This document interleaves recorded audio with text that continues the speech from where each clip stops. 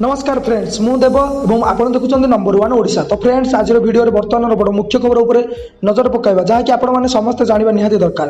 तेज कौन रही आज वीडियो बर्तमान बड़ मुख्य खबर आपने जानापी वीडियो शेष पर्यंत देखूँ जहाँद्वारा कि आप डिटेल्स इनफर्मेशन पाइपर। एवं फ्रेंड्स ता पूर्व यह वीडियो गोटे लाइक करूँ जदि पार्टी आप सांगसाथी को शेयर करनी और चैनल को सब्सक्राइब कर पाखे बेल आइकन को बजाय रखि था।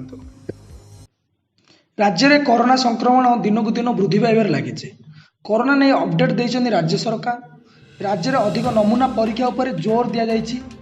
10टी जिले 17टी लैबोरेटोरी परीक्षा कर आईसीएमआर नुआ गाइडलाइन अनुसार परीक्षण कर लक्षण थी व्यक्ति नमूना परीक्षा कर पॉजिटिव व्यक्ति संपर्क नमूना परीक्षा हो।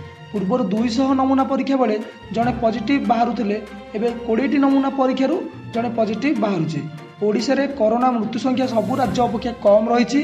ओडिशा रे कोरोना आक्रांतों संख्या हेबार हार 67% रही। ओडिशा रे कोविड मुकाबिला एवं भारत में मॉडल पलटि।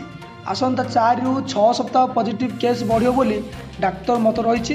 तेणु यही 4 सप्ताह आम अति गुरुत्वपूर्ण।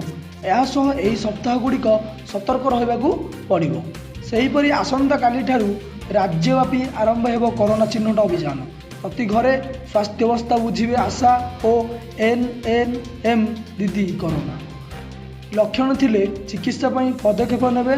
आसंता काली ठारू जुलाई 31 जाए यह अभियान चलाइबा घोषणा करथिले मुख्यमंत्री नवीन पट्टनायक।